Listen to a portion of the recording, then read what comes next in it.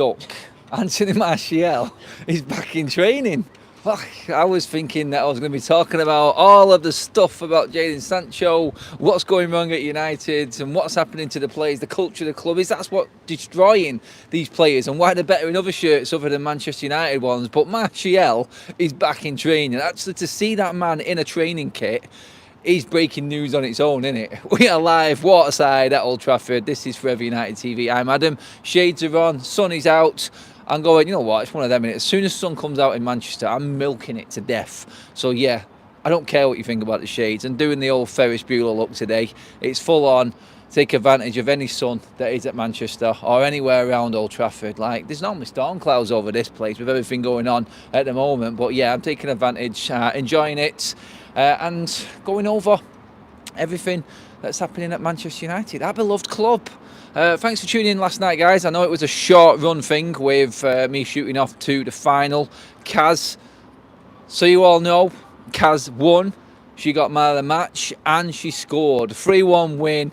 Cup winners, promoted, player of the match, voted for from another football association or whether it was there. So it wasn't decided by any one of the teams. It was decided by someone looking in. So deservedly so as well. She's a bit sore. She will be in the chat soon. She's just finishing up some meetings. But so you know, that's the breaking news from FUTV side of things. Kaz won the final last night, player of the match and scored. It was a great night and well worth it. But we're here to talk about Manchester United again. What's going on with our beloved club? By the way, we've got Josh on comms, so make sure you say hello to Josh in the chat, everyone. Josh, do you want to speak to the people? How are we doing, everyone? Get your comments in, and we'll be reading them out. That's it. Couldn't have said it any better myself, really. Make sure you hit the like button and do subscribe to the channel if you are watching for the first time as well, guys. But yes, Manchester United right now. What I want to get into now, a lot of people are talking about Jadon Sancho. Should we bring him back? Is he proving Ten Hag wrong? I wanted to look into it in a bit more detail. Let's not just talk about Jadon Sancho, shall we? Let's talk about the fact that Manchester United's best players right now are not even playing at the football club. We don't score goals, yet we've got Greenwood, we've got Palestra, we've got Sancho all out on loan, all doing well. It's crazy, and it would only happen to Manchester United, wouldn't it? But Jadon Sancho last night was the player that we thought Manchester United were buying from Dortmund. And a lot of people have scammered around. They've all been talking like, Jadon Sancho, should we bring him back? Is this point proven by him? He's doing his talking with his feet finally. And we're now seeing what real player Jadon Sancho is. Man United nowhere near the Champions League at all. But Borussia Dortmund and Sancho, they're now 1 foot in the final, you could say. 1-0 up already in the tie. And looking quite decent. And he got a lot of plaudits last night, rightly so. We cannot say anything else. If you like Sancho, you like him. If you don't like him, it doesn't matter. You cannot ignore what you see on the pitch. Like I've always said, the eye test is the ultimate test. That's the proper analysis. You cannot ignore what you see. And he's playing well. He's playing well for Dortmund at the moment. Scored a cracker at weekend, and he played well in the Champions League on the big stage last night against a good PSG side. So, fair enough. Jadon Sancho, it's like consistency was always Sancho's problem. No, like I think a conversation will be had at United.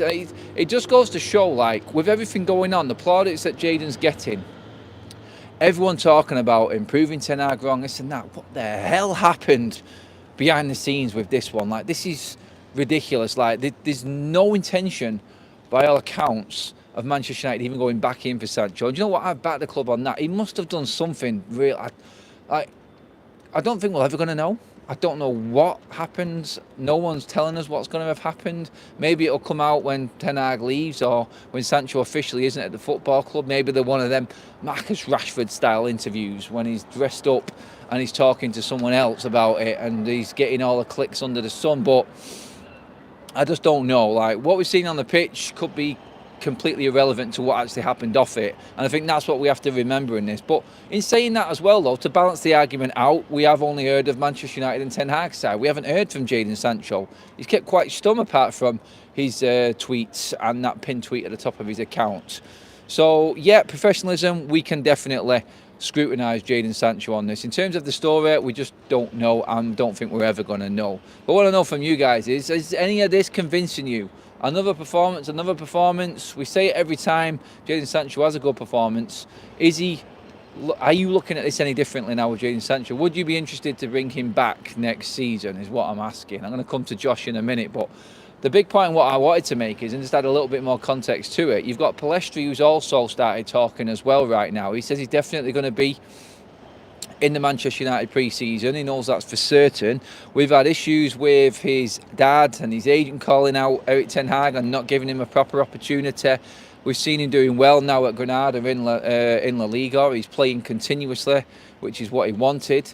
He's got one more year left, but I think one more year left after this season, but we can recontract him again. There is an extension for him and Ahmad in their contracts for that year extra. So both of them players coming out of contract after next season, this would be the season or the summer that you would probably negotiate selling him or renegotiating a contract. Doesn't look like that's happening, but they do have the triggered 1 year extension on both of their deals, so they can both be here until 2026.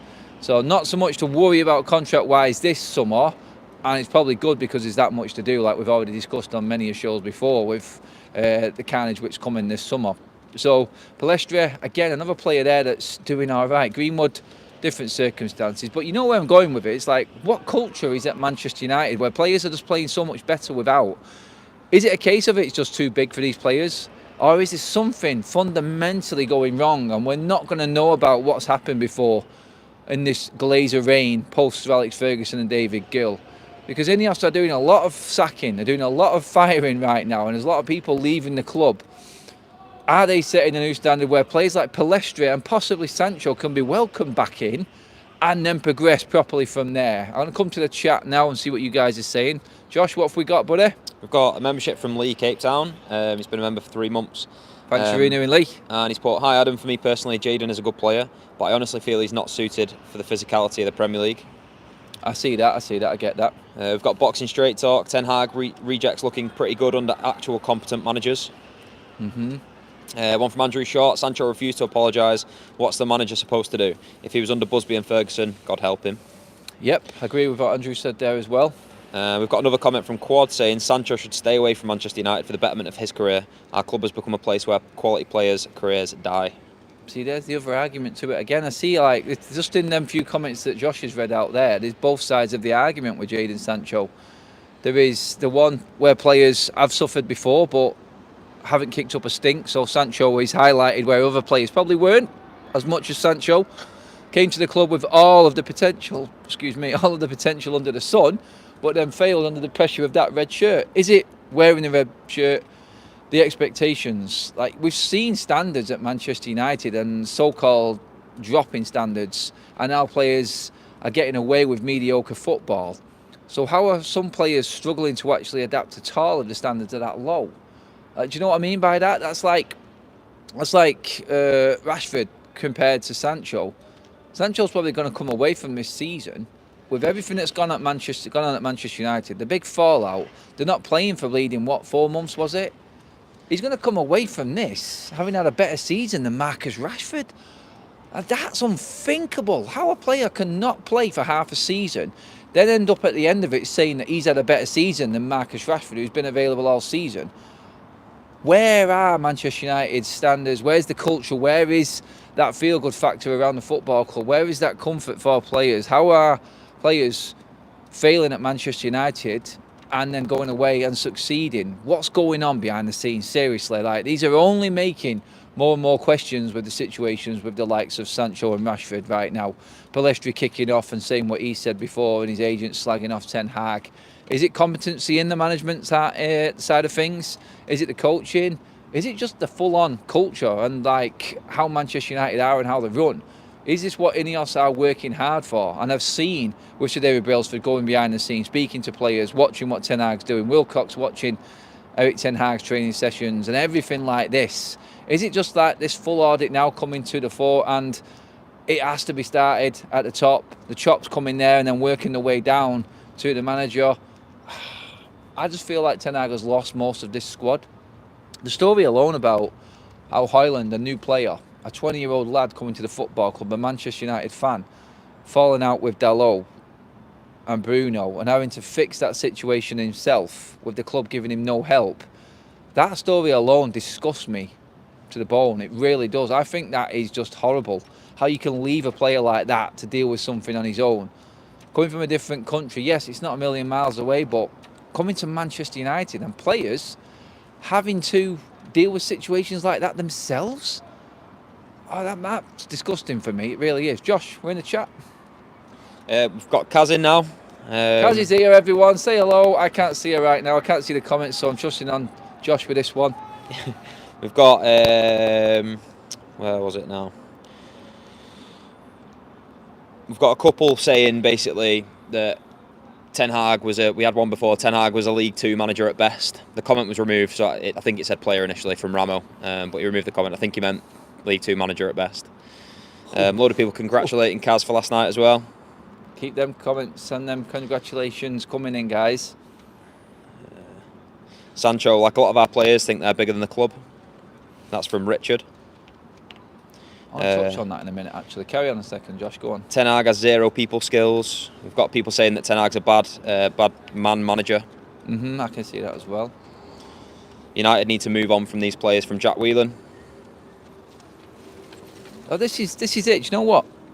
United need to move on from these players, like Jack said there. And then you're going back to what Richard said in terms of play. This is typical Manchester United players coming and thinking they're bigger than the club. Where does that come from? Where does that start? How do players feel and get the audacity to come out and think that they are bigger than Manchester United? Where does that come from? Is that the club's fault? Like we said in the title, is it the club breeding this bad-natured footballer? This you can get away with anything you want type of footballer life? Like, why?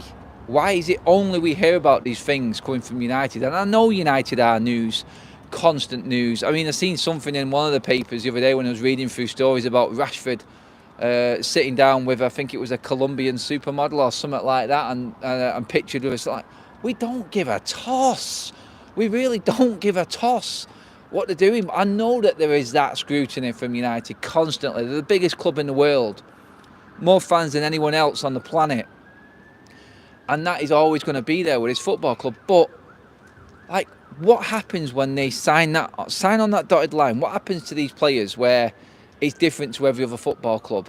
Like, Liverpool are a big club. They have standards. You never hear of anything going on with their players and stuff like this. Fallout, yeah, you see it on the sideline, the heat of the moment with Klopp and Mo Salah, but I'm happy with that. I'd like people falling out over standards and not playing and things like that. I don't want it being brought up over social media and the manager being thrown under the bus by players and vice versa, because that's all we've heard all season. What is going on and what is being created at Manchester United? How did they get to a stage when they sign on that dotted line? Is it the wages? Is it the fact that they're being paid so much that they think they're an absolute god, a superstar, that they cannot be touched? The protection of Manchester United players, like the communication alone, like how nobody knew, when I know just by speaking to people, because things have changed, journalists and other media outlets, this morning alone at Manchester United are pulling a press conference today at 1:15, like 4 days before the bleeding game. Like no one knew about this. The communication side of things and the chaos around Manchester United is unlike anybody else. I just don't get it and I don't understand it. And I think they are the makers of their own. They're the makers of their own demise, Manchester United, this football club right now. They're not helping themselves in any way. And no matter how much work INEOS do, they are still fighting the old regime's battles. So until certain players are gone and these stories are gone with them, I don't think INEOS are going to be in full control of this football club. They're not. Right now, they're fighting the battle of Marcus Rashford's contract, the situation with Jadon Sancho before they took over, Mason Greenwood, Palestri's fallout, Ahmad not getting game time, not having a start for how many years? 3+ years. It's just complete and utter madness all over the place right now. And I just feel like the culture at this football club is the word that keeps coming to mind. And Ten Hag has tried to change that. He's worked his best and he's worked above himself and below himself, and roles that he really shouldn't be doing at the football club. And I do feel sorry for him on that side of things. And when it comes to it, like when you're doing so much, the simple things that a manager should be doing at a football club, like people have said in the chat about the man management of players and handling certain situations, that I feel is where Ten Hag is missing, because he's been concentrating on things he shouldn't have to concentrate on. I think this is where INEOS are probably torn a little bit in getting rid of Ten Hag, because they will know that he has been doing certain roles at the football club that he doesn't need to do, with looking into the club and the audit that they've gone through. And I think they'll be looking at it and going, has this man actually been given a proper opportunity at the football club? Now, like I've said all along, if Tuchel's available and he wants to come United, I'm taking him over Ten Hag. I'm sorry, like, I just think he's a better manager, and I'll always say that. Like anyone else, like the other names, like I'm not going to get rid of Ten Hag for the sake of it. Like I do think he has had harsh treatment while he's been here. Yes, he's had to deal with more than what any other manager on the planet's had to deal with in 18 months, 2 years, than they will in their whole careers at the football club. And that's what I think is the only thing. He's gone, I think, anyway, but I just feel like INEOS will have that at the back of their minds, especially if they're bringing another manager in. Like, what can we give this manager that Ten Hag didn't get before? Because you're only going to change the manager if there's a better one out there. And I think they will know that just by watching what Ten Hag has struggled with while being Manchester United manager. How are we doing in the comment section there, Josh, lad? We've got a super chat from Alien. Thanks, Pete. Basically asking me to push Adam into the canal. But yeah, I knew it would be a stupid one with Alien, but if I did that, I don't think I'd be behind way. the camera much longer, would I? Yeah, no, he wouldn't. Like an Alien, seriously, that walking stick that might get accidentally on purposely tripped up and you fall over walking into Old Trafford next time I see you. That wasn't me. But yeah, that's the sort of response you would get from that one, Pete. Go on, Josh. We've got one from John Marlowe saying fallout between players and coaches is common, but there should be a management above to solve that quickly and smoothly. Exactly, and that's what hopefully INEOS will do. Duke of Hazard, Sancho's heart just wasn't in Manchester, but the replacements we've got for him are much more worrying, i.e. Anthony. But what about Palestra? What about Ahmad? Are we was worried about them? I'll pose that question to people as well. Nearly fell over then, sorry guys. Viking Red didn't help getting rid of Mata. He balanced the squad. Too old. Far too old. I would say that it's like we can't hold on to players at a certain age just for the sake of keeping calmness around the younger players. Nice gust of wind there. Krell, we need a culture rest, no doubt. Hopefully INEOS aren't just hot air and broken promises. I do believe they will create a better culture. I am fully convinced of this by the appointments that they're making. Like, there is no getting away with average ineptitude at Manchester United anymore. Like, there will be repercussions, there will be responsibility on players, and there will be that discipline that comes back to Manchester United, because discipline, I feel, is the one thing that is lacking. And I think you can talk about that just in the fact that Anthony Martial just rolls up when the season's over. Hey, look at me, I'm back. There's that cheesy smiley grin again on the training ground. Like, it doesn't really matter, mate. Like, you're just strolling around there on the training ground, collecting your wage, offered us absolutely nothing all season. And when the manager's wanted you, and he's called you out on this several times, you've just not been available, and you've not wanted to be available. And I'm not saying that every player should play with an injury. I'm not saying every player should put themselves at risk. But you just look at everyone else, and you look at players and determination. This might just be me and my old school sort of nature that I've got. I want players to actually take that painkilling injection at times when it's not that bad of injury. When we know it's not that bad, and he wants to play, then I'm all for that. I'm happy with that. But when it comes to Martial, I think Ten Hag has made this point clear that he just doesn't want to be available. He's never fully fit. He never wants to start a game. Or he never makes himself that undroppable to a manager, if that makes sense. I think that's where I'm getting at with Martial. But also in the news today, and there is a press conference at 1:15 as well. We'll have some extra coverage of that today. Something else that we're working on with the channel as well, guys. We're going to bring you extra on today, hopefully. So stay tuned for that. Changes and improvements all the time. You know what it's like. See, I brought the weather today. That's another upgrade. But Evans is back in training as well. I've seen pictures of that. So all the questions that are coming to Ten Hag are going to be on. First of all, probably, I'm guessing, actually, where are we going to... Yeah, so it's going to go down the injury road, first of all. That's the questions that's going to be asked. I'm thinking Martial pictures Martinez and that deleted video about him training, Marcus Rashford's fitness, Evans. Basically, around general question line of who is available that wasn't available in the last game. And we'll find out. Like, I wouldn't expect Martial, Martinez, Evans to be available for Palace, just that they're back in training, unless he's desperate. Martinez needs 20, 15 minutes here and there, I think. After rushing the guy back last time, after convincing us that he looked like he was fully fit and ready, I'm really gutted about that, but I don't want to see this man injured again. Like, I just need to see a fit and happy Butcher, and then we can look ahead to next season. Hopefully, we can get him into some sort of fitness level where he's okay for the final. That would be my hopes for Martinez. So hopefully we are going to look after him a lot better. But that will be the first questions coming out. And then there's obviously going to be the hierarchy questions. Everything going on behind the scenes, Eric. What's going on? Have the club spoken to you any more about your future? Things like this. I think that's what we've got to look at as well in the press conference today. And it'd be interesting to see what sort of frame of mind Ten Hag is going to be in. Like, is he going to be that standoffish Ten Hag that we've seen over the last couple of weeks? Calling out the media, calling out certain questions about how Manchester United are playing. Is that the Ten Hag are we going to get? Are we going to get the chirpy chappy sort of Ten Hag that we've had at different stages this season? I think we're having a bit of a gap. I think it's helped him. No double game week, no awkwardness. I think that's probably helped Ten Hag with build up to this Crystal Palace game. But what you've also got to look at is that if he does not get the points against Crystal Palace, then you know what's coming on Monday night. That next press conference, the post-match one, he's no hiding from it. You can't hide from the results. So I think we'll get the chirpy sort of Ten Hag, having not had any pressure of games and backlashes of stuff. We might get some Rashford questions, something like that. That might come up again.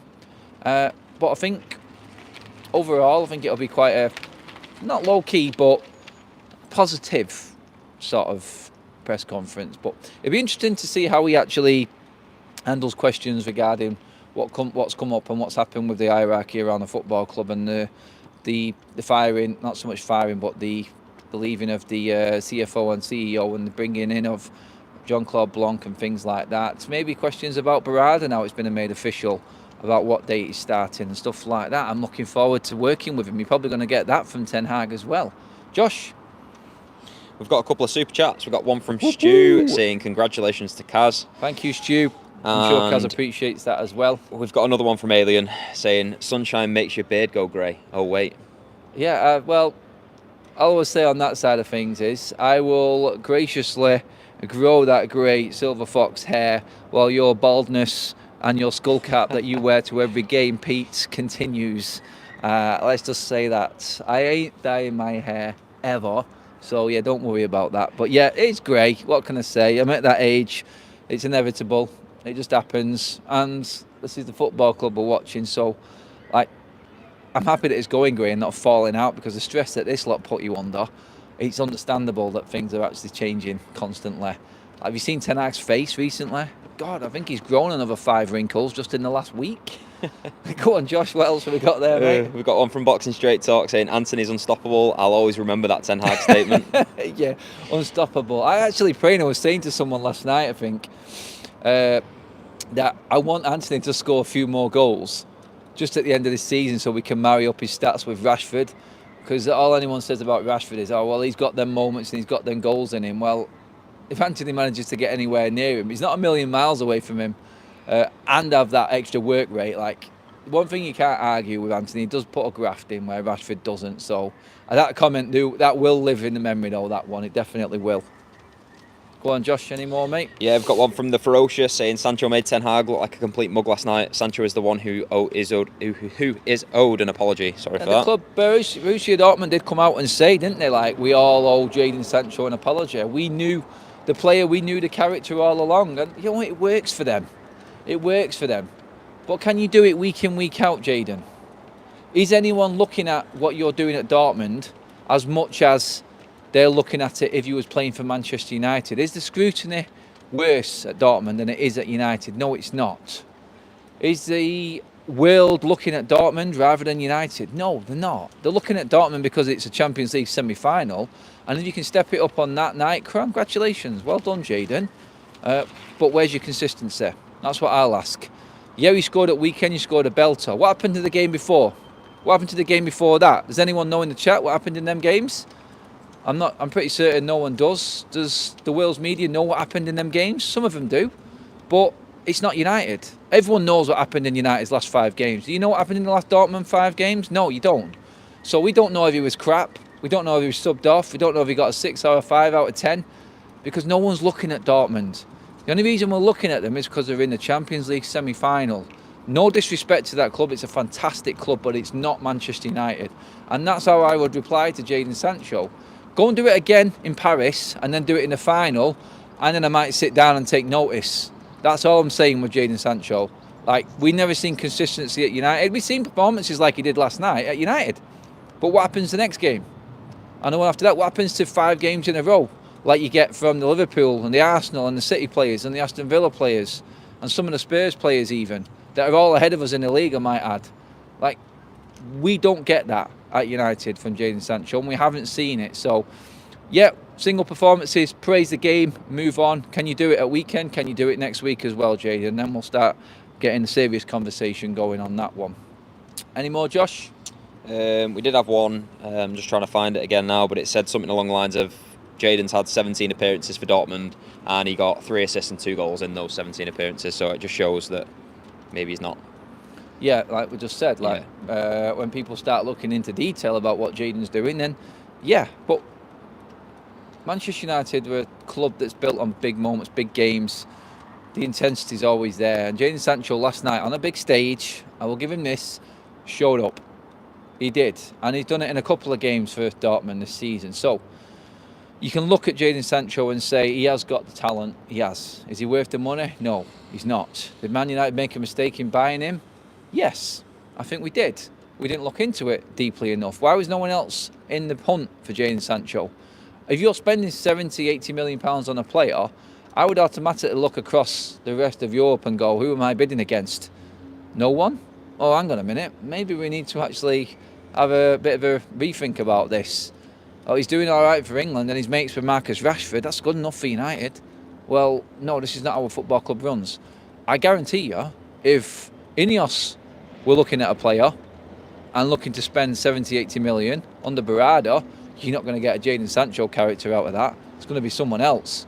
That's how I would look at what Jadon Sancho has done last night.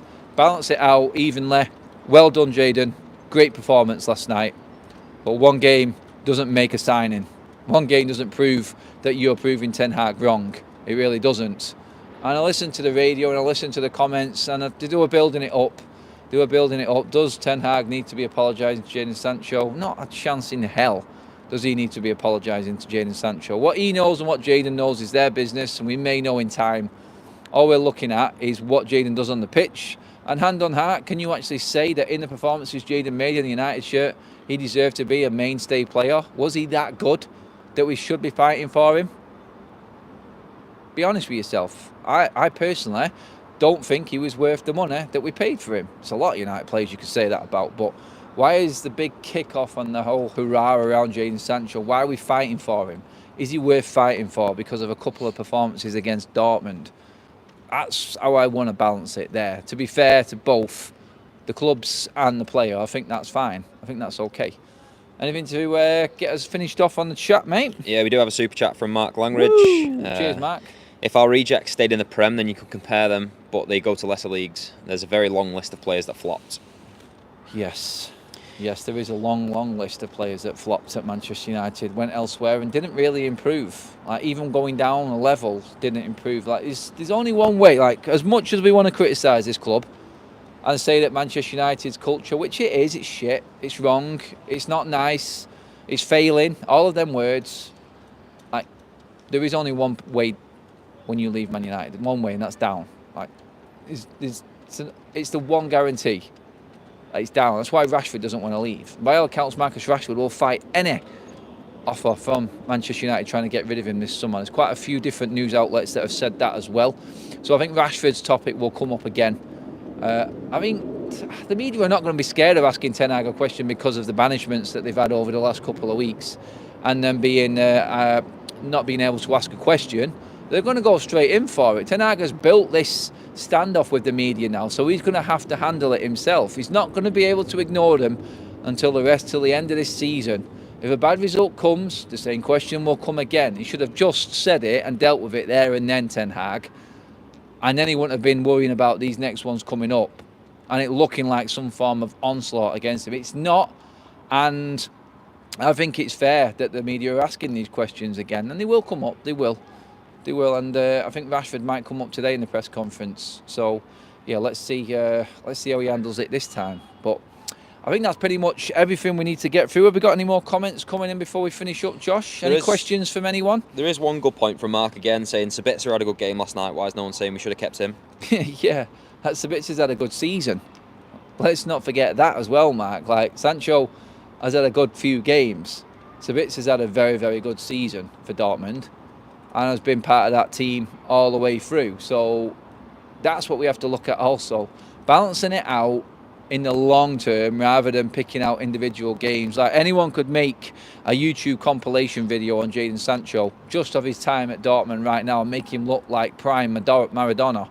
So let's just put it in perspective and say, look, where was you at the first part of the season? Yep, nowhere, because you had a big fallout and you wasn't prepared to apologise and deal with something, as Ten Hag would say, internally. But you've got to balance it as well, and in favour of Sancho, he can actually say that he's had a better season than a lot of United players right now. So where does that leave you in terms of the culture of the club and how Manchester United have fallen away, even without Jadon Sancho in the club? There's all angles and different avenues into this debate and argument, and how much of the Jadon Sancho affair has affected any of the squad already? That's another line of questions that you've got to bring up, because I've said it all along. Marcus Rashford fell off completely this season straight after Jadon Sancho left the football club. Like, he's one of his best mates, and they will be talking. He's already backed him on social media before and caused a stink. So look at everything put together. Look at the attitude. Look at the lifestyles of players. It's very similar between Rashford and Sancho. And with them two being best buds, best mates, chums, whatever you want to say, I do believe that that's affected Marcus Rashford as well this season. That's been a big part of the issue for him and Ten Hag and the fallout. Because players talk, we know that. And there's definitely a line of communication between Sancho and the rest of this squad. And I think there's a divide there. And this is where that old favouritism thing comes back again. And Ten Hag, and this is where I feel he's lost the squad. And I think this is the major problem overall. It got to a line, he tried to cut it, but he cut it too quick, and players have just fallen off. I don't think there's any return for him. There are certain players that will play for him, but then again, you wonder, don't you? It's like the situation I brought up a minute ago regarding Rasmus Højlund. It's like, why is the manager not dealing with that? If that is true that them players have had to deal with that themselves, then it just shows you, doesn't it? The inmates are running the asylum. And it's a recipe for disaster, and there's only one way that it's going to end. It's going to end in that ultimate disaster. Guys, that should pretty much finish us up for today. Thank you so much for joining us on the live. What a side outside Old Trafford. We'll bring you what Ten Hag has said in the press conference a bit later on. And stay tuned for all the other content as well. Thank you for all the comments, new members, renewed memberships, super chats and everything like that. Cheers to the mods. And everyone who has been in the chat and putting your comments in. I'll try and come to a few more a bit later on as well. We have got another watch along tonight. We're going to do the Chelsea and the Spurs game for all you members. So go over to Tifo now. You know the score. If you're already tuned in, it's already lined up there, ready to go for later on, guys. So we'll see you there after the evening show here on FUTV later on this evening. But that's it for now, guys. Cheers for watching. I'll see you all later. Have a good one.